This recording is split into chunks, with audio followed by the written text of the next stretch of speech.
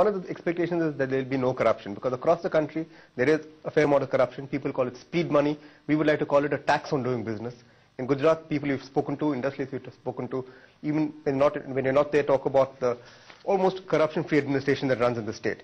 How do you make sure that you're honest? How do you make sure that the administration is honest as well? First, it requires a state must be policy-driven. There should be no grey area. If there is a grey area, if there is a scope for the human being Discretion to do discrimination, then the corruption starts. The second thing is you require a technological support. If you have a technological support, it brings the transparency, it brings the speed, it brings the accountability. The third thing is, and that is the main thing, the commitment of the leadership. It influences.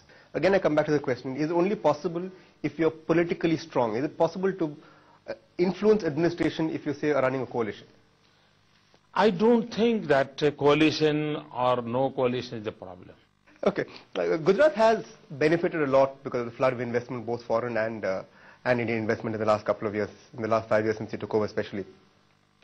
With the slowdown undoubtedly being there, are you facing any strain? Do you see investment drying up? Some 4 months back,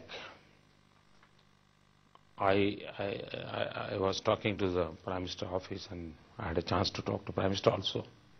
So the central government must take the initiative. I suggested that please invite the financial people, the banking sector, the industrial sector, the policymakers, the academicians, and we'll have some roundtable conference. And we must discuss. Of course, the problem is there. We can change this challenge into the opportunity. We'll have to. Have you think the central government has done enough? Well, I'm not happy with the step. Unless and until you don't have a all-out thinking, this patchwork activity cannot give you the result. So I'm tempted to ask you, what would you have done, sir? The first thing is, what I suggested, we must have a roundtable conference. First, try to understand the gravity of the problem. What type of problem will occur? First, try to understand. Then we must discuss what should be the way, and let it come out.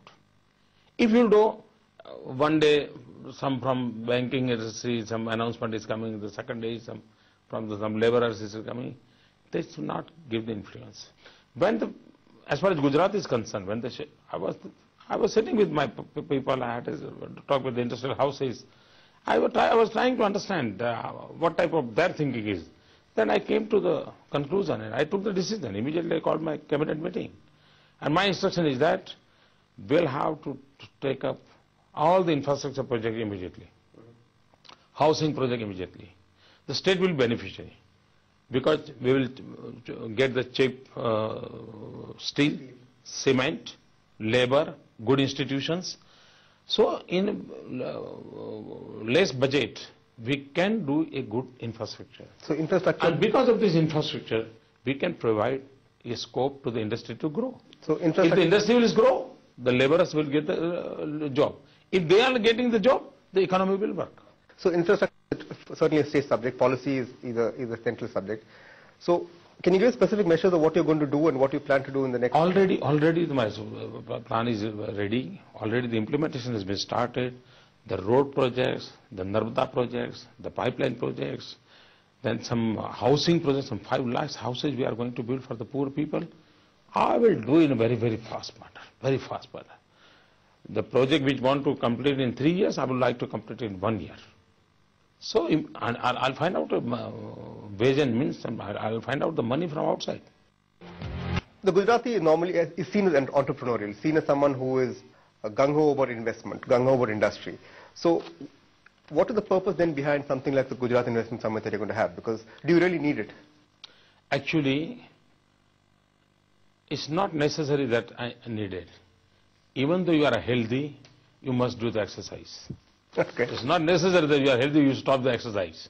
The second thing is that it gives a huge opportunity to the small-scale industries, the middle-level industries, the top industries.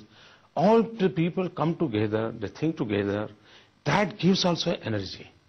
It's not necessary that it's not simply a government project. The whole who's who of the India is coming on the dais.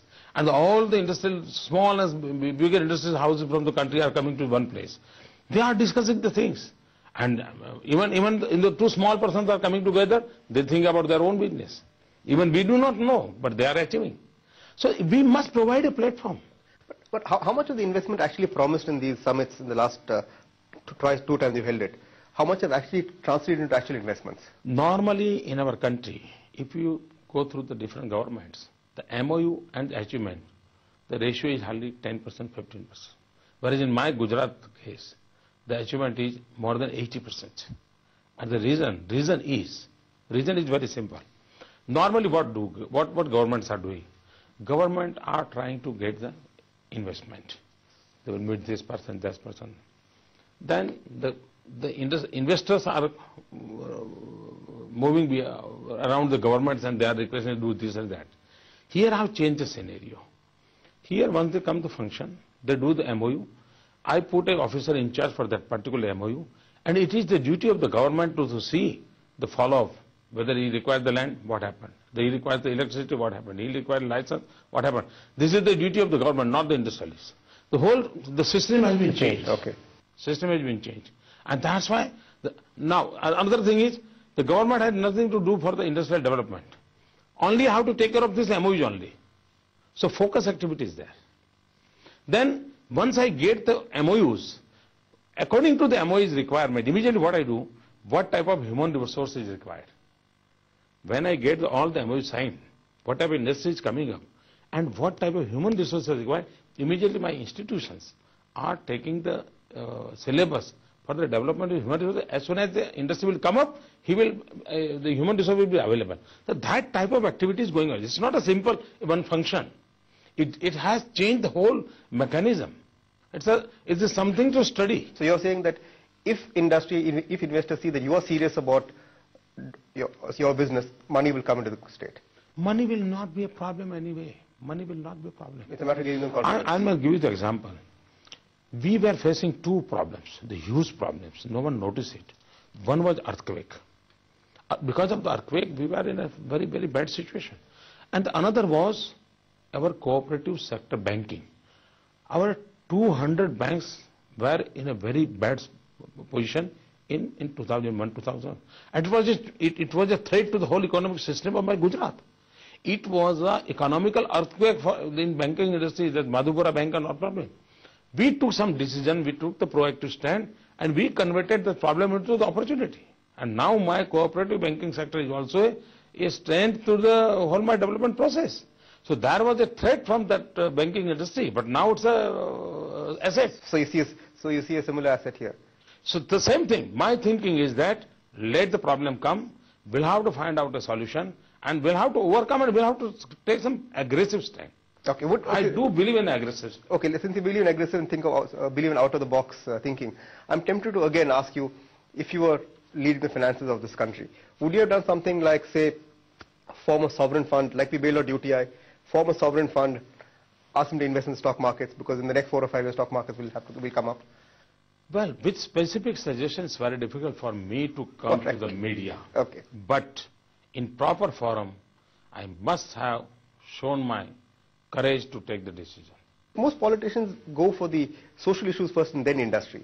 You reversed it. Why? It's not so. It's not so. No, is it because you felt that you needed the money first to go for this? No, basically, it has nothing to do with the industry. It does not mean that when I'm focusing on the industrial development, I was not doing for the social issues. Okay. But nowadays, I am not taking care of the industrial development because that is autopilot. That is autopilot. So personally, when you are asking for the personally Narendra Modi, then I said that my complete commitment and focus is only on the social infrastructure development, human development index, and I achieve. And it gives me a satisfaction, because ultimately my role is not wealth creation. My role is I have to change the quality of the life of the common man. Yeah. I'm not here for the wealth creation. Ordinary industrialists can do this. I'm not for that. I am for the change of the life in the common people in the rural area. Modi, thank you very much for joining us today. Thank you. Thank you. Thank you.